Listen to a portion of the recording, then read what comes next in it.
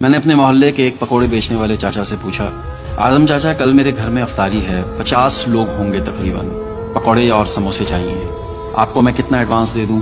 اعظم چاچا نے میری طرف دیکھا اور سوالیہ نظروں سے مسکرائے، بیٹا کتنے پیسے دے سکتے ہو؟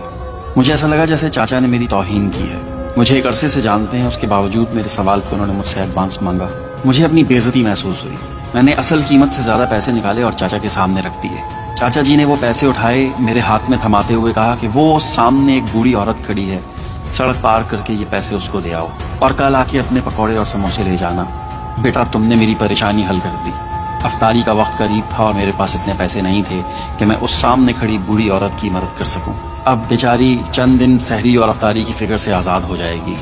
چاچا کی یہ بات سن کے میرے جسم میں ایک ٹھنڈی سی لہر دوڑ گئی۔ میں نے کہا، چاچا وہ کون ہے آپ کی؟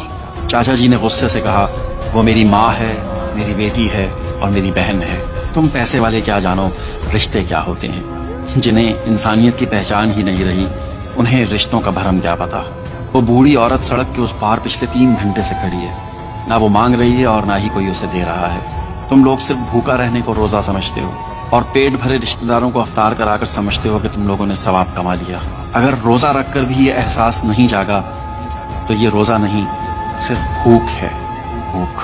چاچا کی یہ باتیں سن کر میں بوجھل قدموں سے اس بڑھیا کی طرف جا رہا تھا اور سوچ رہا تھا کہ یہ میرے ہاتھ میں جو پیسے تھے یہ میرے نہیں تھے، یہ اس غریب پکوڑے والے کے تھے۔ میرے پیسے تو پیٹ بھرے رشتہ داروں پر خرچ ہو رہے تھے اور چاچا جی کے پیسے اللہ کی رضا کو حاصل کرنے کے لیے جا رہے تھے۔ میں سوچ رہا تھا کہ اس بڑھیا میں ماں، بہن اور بیٹی مجھے کیوں نہیں دکھائی دی؟